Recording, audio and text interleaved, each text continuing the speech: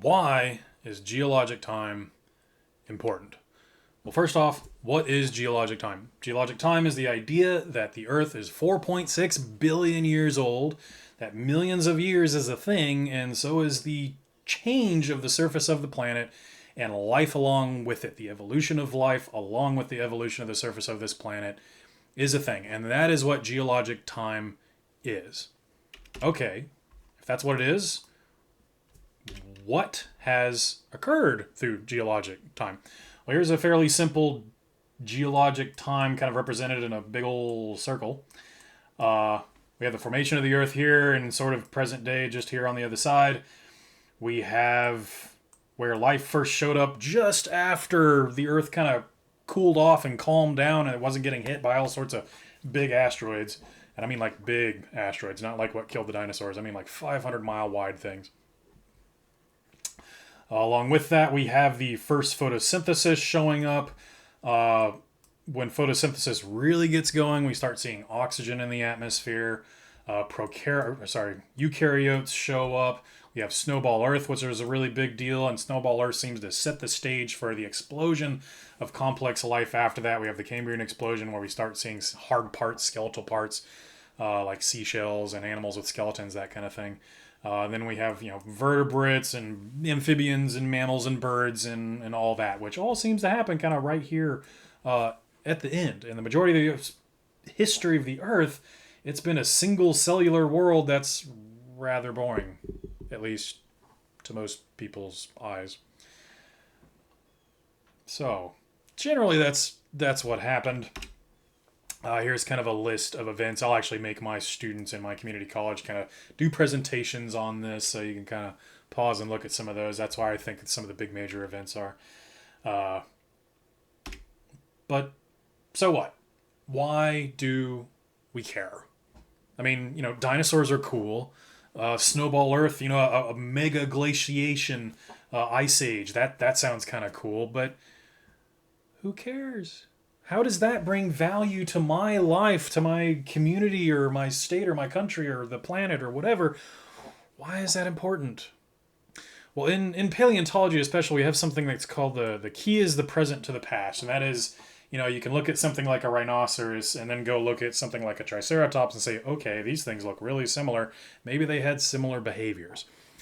However, you can turn that around and say, okay, the past can help us predict the future.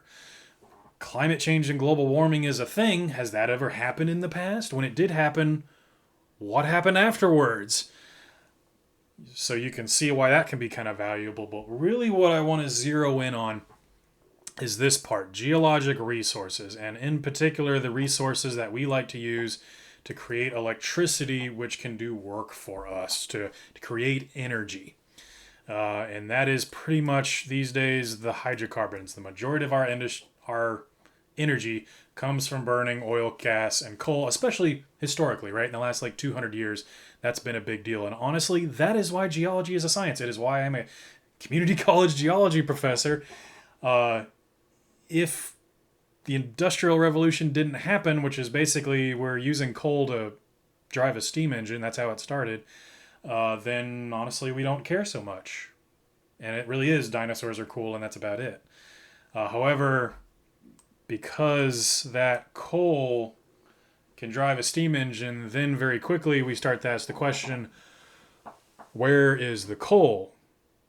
And to answer that question, then we start wondering about geologic time and the changes that have occurred. We need to figure out where the environments are that coal forms to figure out where to go find the coal. And as time has passed, we also want to go find the oil and gas and potentially anything else, the uranium, the metals that we use to build certain objects, the technologies and the precious metals and compounds and elements that we use to build battery technology and renewable energy technology. So it's important to know this. So let me kind of zero in on a special case to kind of just drive this point home.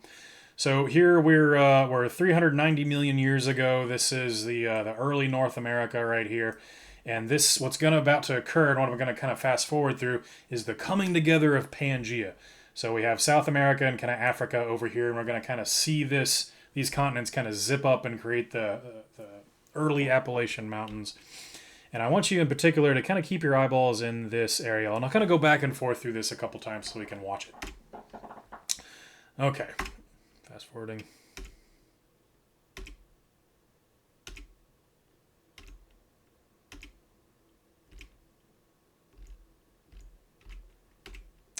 So, here at the end, we're in the Permian now. We've gone through the Carboniferous, and we can kind of see the early Appalachian Mountains and some extra mountains.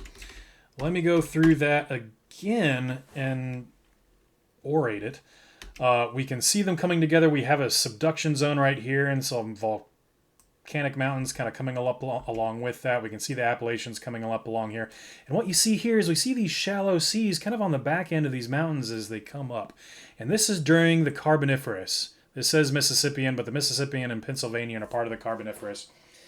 And what do we have in the Carboniferous? And it's in the name. The Carboniferous is when life is just going gangbusters.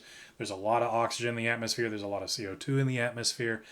There's rainforests essentially everywhere. There's forests covering this planet, but something interesting has not yet happened during this time period.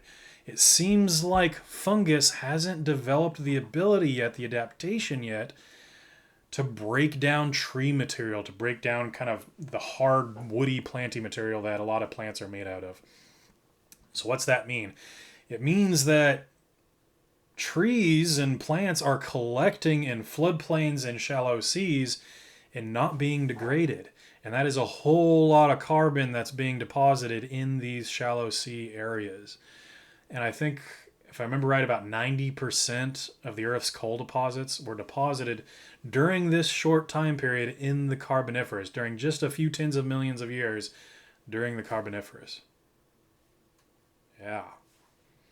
Now you're starting to understand the utility of this science. If you want to go find coal, you have to look in certain places where the tectonic conditions or the geographic conditions were right, where you might find coal forming.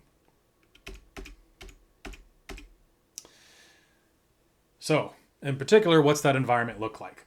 Okay, so we have our subducting continental, or we have our subducting crust here. We have mountains being pushed up here. Those mountains are heavy. They are resting on the crust, and they're kind of pulling down these little areas around them. And these little areas back here is where a lot of sediment can collect, a lot of mud, a lot of sand, a lot of silt, and also a lot of life, a lot of water. Here's a good modern day example. We have the Persian Gulf here. With a mountain chain right next to it. You have the Tigris and Euphrates coming in here, dumping all sorts of sediment, dumping all sorts of life that's coming down here. So lots of sediment collecting in here and lots of dead life collecting as well. Not all that different than the Carboniferous, although this is kind of in the middle of a desert. So, if you imagine if you put rainforests all around here, that you'd have even more life collecting in this little sea here. So again, this is kind of that time period where I want to zero in on. Here's these basins back here on the back sides of these mountain chains, and it's where a lot of that material is collected. And this is where we'll go to find a lot of coal and natural gas and oil in North America. So again, zeroing in on kind of northern Arkansas here, just to kind of be local with it. You can see shallow seas with lots of kind of mountains and land around them, where lots of sediment is happening to collect. We call this area the Arkoma Basin. Again, there's lots of hydrocarbons being collected here. And in this particular area, we have the Fayetteville Shale. It is similar to the Marcellus Shale and other shales that are along this whole area of North America, where really kind of the fracking occurred to get a lot of natural gas out of the ground. So the Fayetteville Shale in particular. I don't care what cable news tells you and what politicians say. Obama did not kill coal. Natural gas killed coal. We just figured out this whole fracking and directional drilling thing, and we went into these shales, and we can now get oil and gas out of these shales when we really couldn't do it before. And we just had so much extra supply of natural gas and oil from those things that it really changed the energy situation here in the United States. But again, hopefully you can understand the utility now of understanding geologic time, what's occurring with life, and where we can go to find those hydrocarbons, find those geologic resources. Because without understanding these changes through time, we don't know where to go to dig. We don't know where to go to find coal and oil and gas and all those other geologic resources that are so important. And instead of spending a little bit of money to dig that stuff out of the ground, we're going and putting random holes all over the place and spending tons and tons of money. And frankly, I would rather spend $3 a gallon at the gas pump than $500 a gallon at the gas pump. That's why this is important.